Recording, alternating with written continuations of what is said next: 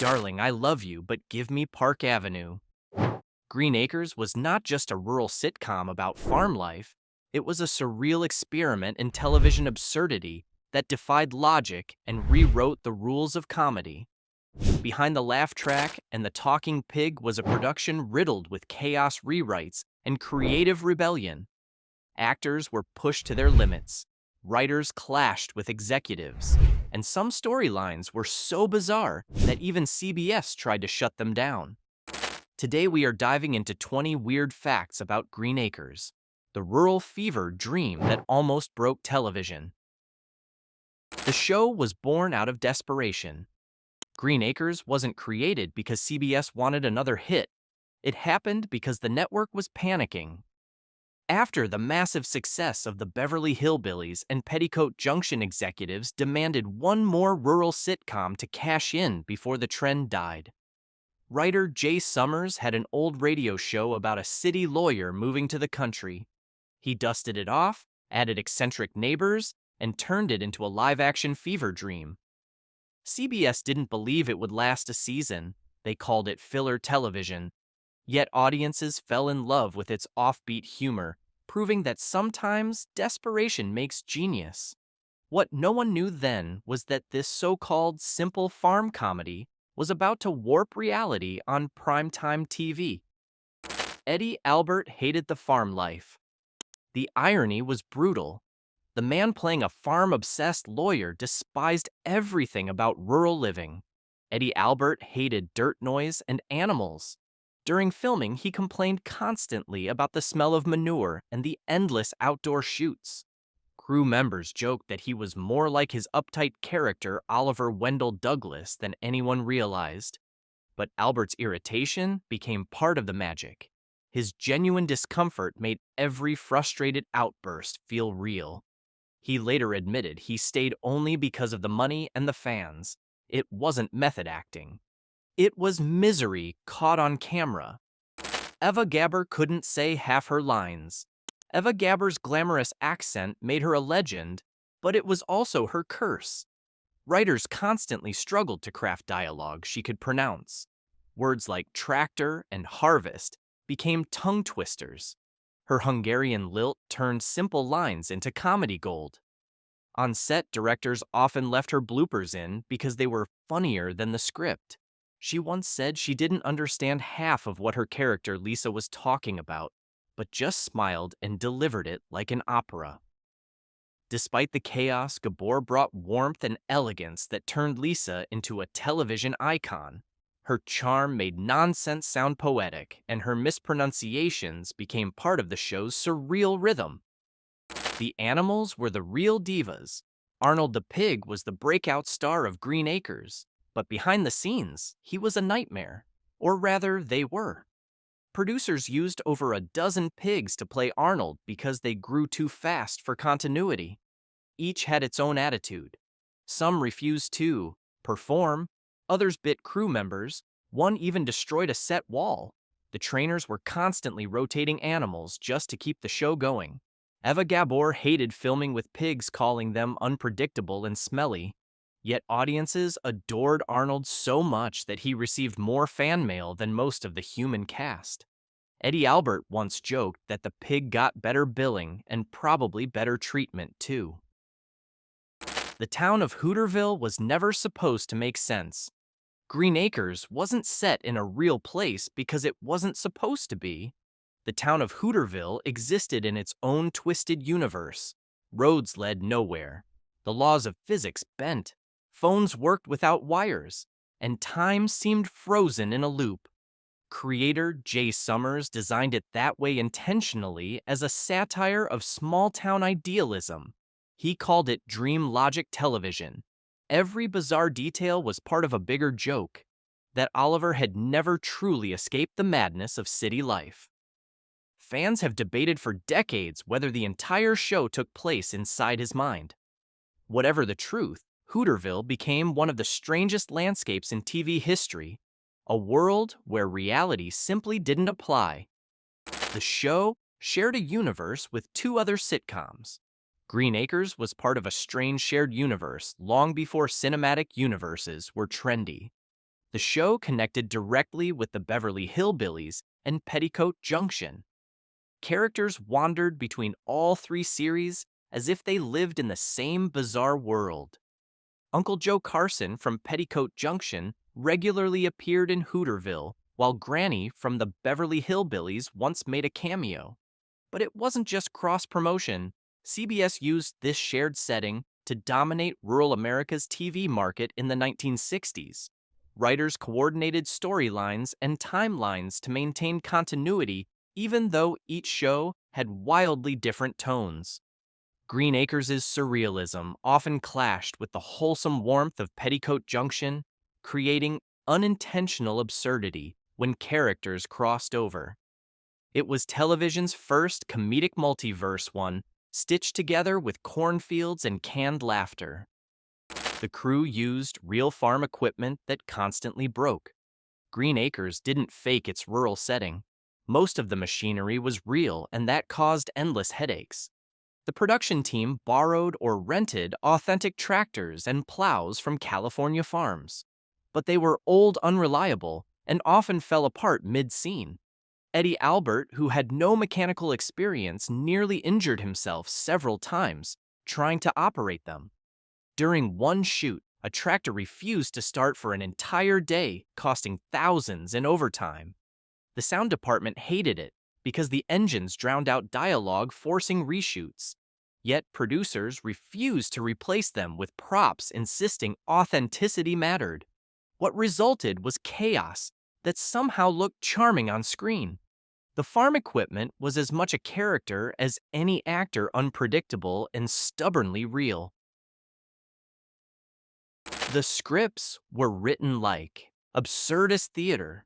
Green Acres wasn't just funny, it was surreal. Writers didn't follow standard sitcom rules. They treated every episode like a stage play dipped in madness. Scripts broke the fourth wall. Characters talked to the audience. Farm animals read newspapers. Mailboxes sang. It wasn't laziness, it was deliberate absurdist comedy inspired by European theater movements. Creator Jay Summers wanted to push American TV beyond realism. Many jokes had no punchline at all, only strange repetition and dreamlike logic. Some critics called it insane, others called it genius. In hindsight, it predicted later experimental shows like Twin Peaks and Arrested Development. For its time, Green Acres was television anarchy dressed in a laugh track. Eva Gabor and Eddie Albert had a love-hate chemistry. On screen, they were magic. Off-screen, they were fire and ice. Eva Gabor adored glamour. Eddie Albert preferred minimalism. She demanded designer costumes even for farm scenes, while he insisted on practicality. Their clashing styles created tension, but also spark. They bickered during rehearsals, but shared deep mutual respect. Gabor once said Eddie reminded her of her father, stubborn and proud. Albert later admitted Eva's charm made him better at comedy because she could defuse any tension with laughter. Their chemistry wasn't acting, it was friction transformed into rhythm. They made every argument feel alive because beneath the irritation was affection neither would admit. That real emotion kept Green Acres from collapsing into pure farce. The studio wanted to cancel the show after one season. CBS executives didn't understand Green Acres at all. They thought it was too weird, too rural, and too different. After season 1, the network considered canceling it despite good ratings. Advertisers didn't know how to market it. Was it a farm comedy, a satire, or a fantasy? Even the show's title confused them. But audiences loved it precisely because it was strange. Fan letters poured in, demanding more. So CBS reluctantly renewed it and watched as it became a cult favorite. By the end of season 2, it ranked among the top shows on television. What started as an unwanted experiment had become a national phenomenon. Go ahead and like and subscribe, because the next 10 facts reveal the hidden darkness behind the laughter, including the censorship battles, the eerie fan theories, and the tragic final fate of the show's cast. The writers constantly clashed with CBS censors. Green Acres looked innocent on the surface, but its scripts often drove CBS censors wild. Writers loved sneaking in jokes that skirted the edge of decency or logic. References to politics, class, and relationships were cloaked in absurd metaphors that the censors didn't always catch. But sometimes they did. Entire scenes were rewritten because a pig wearing clothes was considered suggestive, or a line about shared bedrooms seemed too modern. The creative team fought back, arguing that the humor was harmless satire. Eventually, they found clever ways to hide adult jokes beneath layers of nonsense. What seemed like childish surrealism was actually coded rebellion. By bending the rules without breaking them, Green Acres became one of the most subversive sitcoms on network television. The theme song had hidden symbolism. Everyone remembers the catchy opening theme with its upbeat rhythm and playful lyrics. But few realized that the song perfectly summarized the show's central satire. It wasn't just about a couple moving to the country. It was about America's obsession with progress and its discomfort with simplicity. Eddie Albert's character sang about escaping the city, but he brought all his materialism with him. Eva Gabor's Lisa clung to her luxury while pretending to adapt. Composer Vic Mizzy built the melody to sound like a tug of war between two worlds. The fast, bright tempo masked a sense of exhaustion. It was a love song turned into a cultural critique hidden under cheerful harmonies. Every episode that followed played like an argument between two Americas, one rooted in soil, the other lost in skyscrapers. Arnold the pig was treated like a star. Arnold didn't just steal scenes, he owned them. Producers gave the pig his own dressing room, complete with air conditioning and snacks. Trainers pampered him more than any human actor. When filming wrapped, he even received fan mail delivered weekly. Eva Gabor hated sharing scenes with him, but Eddie Albert found it hilarious. The animal trainer once joked that Arnold had a better agent than half the cast. There was even talk of giving him his own spin-off, but CBS executives thought audiences would think the network had gone mad. Still, the merchandising boom that followed proved how iconic he was. Lunchboxes, toys, and comic books featured Arnold front and center. In the world of Green Acres, the pig was the closest thing to royalty. The show broke the fourth wall years before it was popular. Modern viewers credit sitcoms like The Office or Community for breaking the fourth wall. But Green Acres did it first, and with absolute audacity. Characters addressed the audience openly. They argued with the narrator. Sometimes they could hear the show's theme music playing from nowhere. In one famous episode, Lisa reads the script on camera and complains about her lines. This wasn't an accident. The writers were mocking television itself, exposing how artificial sitcom life was. At a time when TV avoided self-awareness, Green Acres turned it into art. Viewers laughed without realizing they were watching early postmodernism in prime time. Decades later, scholars would call it ahead of its time, but back then it was simply considered weird. CBS canceled it during the rural purge. By 1971, Green Acres was still popular, but television was changing fast. CBS executives decided to clean their schedule of what they called rural shows to attract younger urban viewers. It didn't matter that the ratings were good. Along with Petticoat Junction and the Beverly Hillbillies, Green Acres was abruptly canceled. Eddie Albert was furious, calling it cultural snobbery.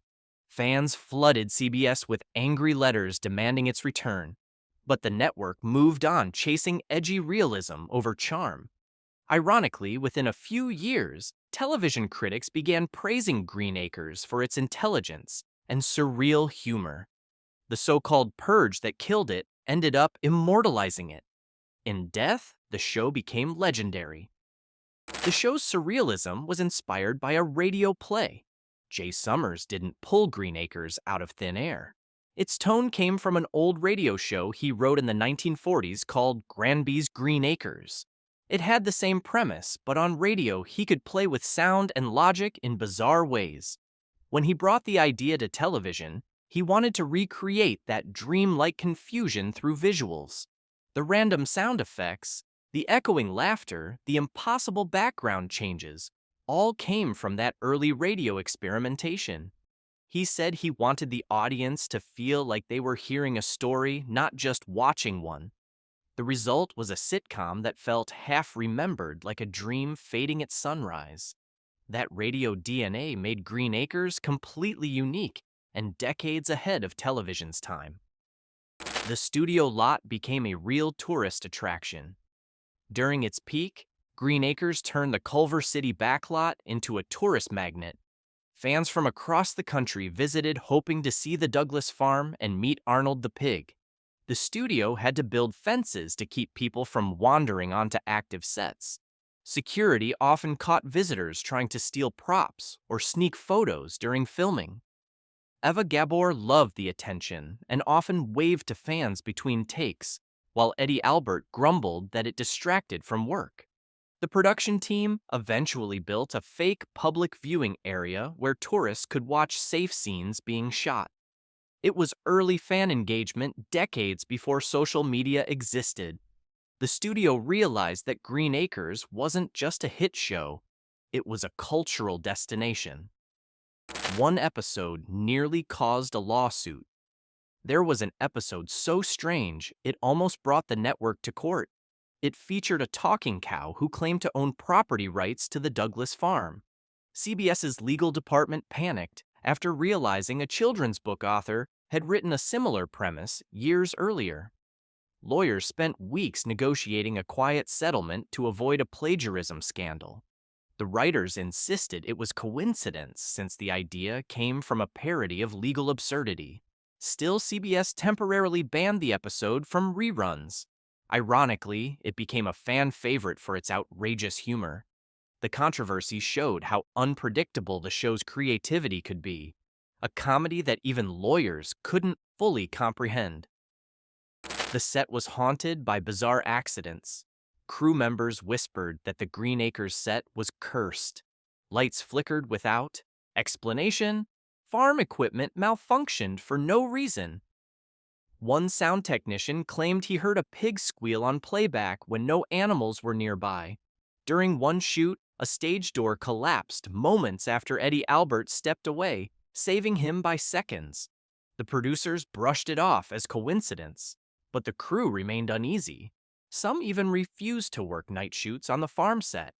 Eva Gabor once joked that the ghost of a bored cow was haunting them. Whether haunted or not, the eerie events added to the show's legend, proof that even comedy can have a strange energy behind the scenes. The cast stayed friends for decades after. When the final episode aired in 1971, many shows ended with bitterness. Not Green Acres. Eddie Albert and Eva Gabor remained close friends for decades, writing letters and calling each other regularly. Gabor even said he felt like family to her. Tom Lester, who played Ebb, still visited Albert long after production ended. They all appeared together at reunions and nostalgia specials, keeping the spirit of Hooterville alive. When Eva Gabor passed away in 1995, Albert spoke publicly about her grace and humor, saying the world lost its classiest farm girl. Their friendship became one of Hollywood's rare happy endings, proof that some on-screen chemistry lasts forever. The show predicted the future of TV comedy. Long before surreal comedy was cool, Green Acres quietly invented it. Its dreamlike logic inspired future shows like Northern Exposure, The Simpsons, and even BoJack Horseman. The blend of reality and absurdity that confused audiences in the 1960s became the blueprint for modern metacomedy. Writers like Matt Groening later cited Green Acres as a subconscious influence. What was once dismissed as nonsense became studied as art. In its own weird way, the little farm show that mocked modern life ended up defining it. Green Acres wasn't just another rural sitcom, it was a television experiment that disguised surrealism as simplicity and slip philosophy beneath slapstick. Its legacy still echoes through every strange comedy that dares to question reality. So next time you hear that jaunty theme song, remember, it wasn't madness. It was genius hiding in plain sight. Like and subscribe for more behind-the-scenes secrets from the golden age of television.